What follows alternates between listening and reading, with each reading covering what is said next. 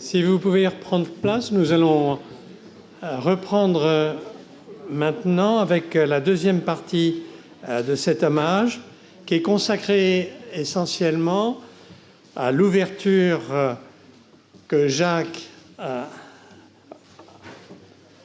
faite, a contribué pour l'action du Collège de France dans différents secteurs. Et nous allons écouter tout d'abord Philippe Lazare, qui est directeur général honoraire de l'INSERM et qui a créé, lorsqu'il est arrivé à la tête de l'INSERM, le collège de direction scientifique de l'INSERM, auquel Jacques Glowinski a participé. Merci Philippe.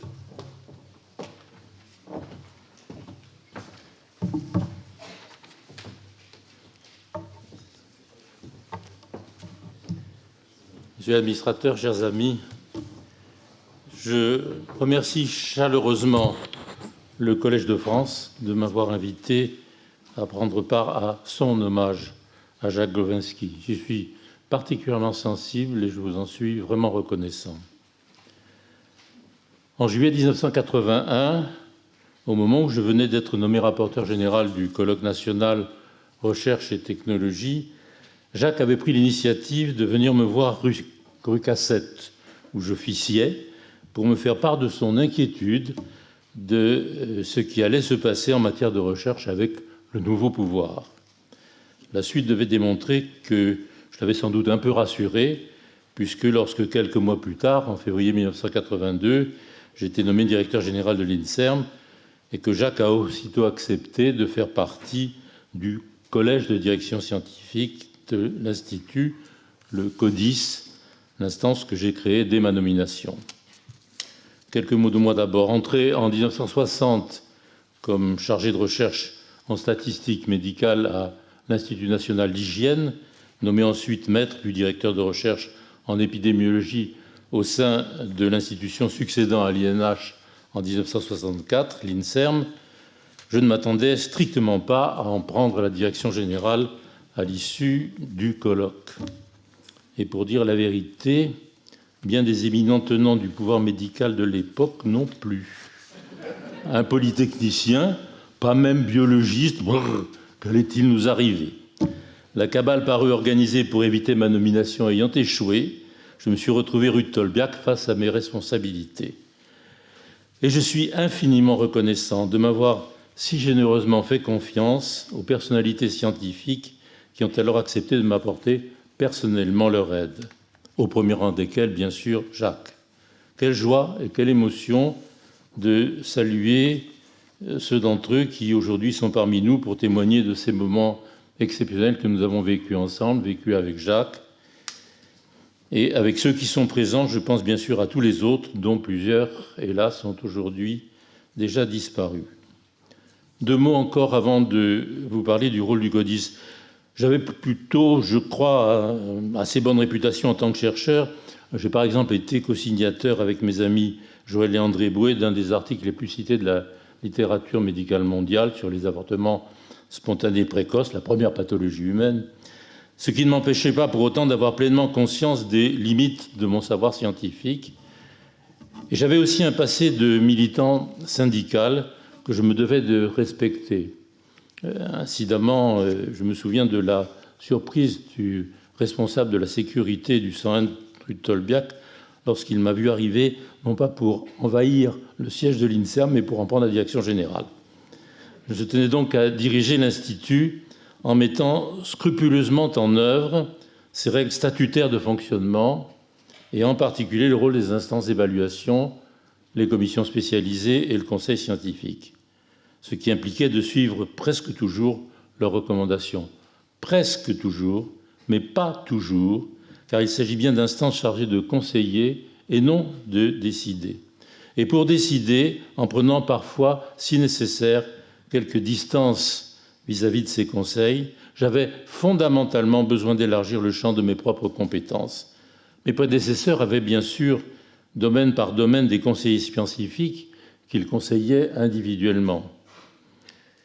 J'ai rompu délibérément avec cette pratique en créant, et ce n'est pas une surprise auprès de vous chers collègues, que je n'ai pas besoin dans ces murs de faire l'éloge de ce type de structure dont parlait à tellement juste titre Pierre Collol il y a un instant, en créant donc un authentique collège de direction scientifique. Nous nous réunissions tous les mercredis après-midi, oui, tous les mercredis après-midi pendant plusieurs heures, en présence de l'admirable et très regretté Françoise Sevin et du merveilleux secrétaire général de l'Institut, Michel Daudet. Nous passions collégialement en revue toutes les décisions à prendre, absolument toutes, avec une intense attention et une totale liberté d'expression. C'est très joli, mais ce n'est pas moi.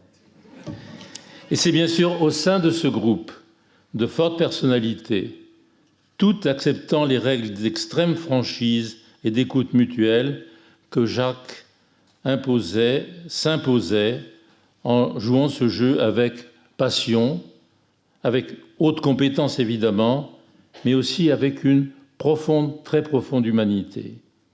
3 éminentes qualités, tiens, 3 comme par hasard, 3 comme les discours que presque toujours en 3 points, dont presque toujours en 3 points il nous régalait dans ses interventions. Il était en fait loin d'être en phase avec tout ce que je proposais, mais c'était bien là la règle du jeu du codice, et qui faisait sa force que de débattre avec vivacité de tout ce qui était à l'ordre du jour. Jacques, par exemple, avait émis quelques doutes sur la fameuse règle des 12 ans que j'avais à l'époque introduite pour que la qualité de directeur d'une unité de recherche cesse d'être un titre inamovible et devienne une fonction périodiquement remise en question. Ce qui ne l'a pas empêché de reconnaître son efficacité et de diriger lui-même, sauf erreur de ma part, successivement 3 unités de recherche. Tiens, 3 justement. Quand j'évoque la mémoire de Jacques, sa présence si chaleureuse, tout se passe pour moi comme s'il était là, aujourd'hui, à nos côtés, avec son inoubliable sourire, sa gentillesse, sa capacité exceptionnelle d'empathie. Jacques, mon ami de si longue date, bien trop tôt et si durement disparu. En fait, nous nous sommes sans doute rencontrés, lui et moi, bien avant la rue Cassette, à l'occasion du mariage de ma belle-sœur en 1949. Mais nous avions l'un et l'autre à l'époque 13 ans et nous l'avions quelque peu oublié. Il faut dès lors que je vous en dise quelques mots de plus. Les parents de Jacques connaissaient en effet très bien ceux de mon beau-frère. En fait, la relation familiale datait déjà de la génération précédente. Ses parents auraient pu connaître les miens. Ils étaient fourreurs. Ceux de mon beau-frère étaient tailleurs, nés tous ailleurs que dans ce pays, juifs polonais émigrés. Vous connaissez peut-être l'histoire qu'on raconte dans les familles juives issues de l'immigration. Elle vaudrait tout autant pour toute autre culture. Quelle est au sein de ces familles la différence entre un tailleur et un docteur? Et la réponse est une génération.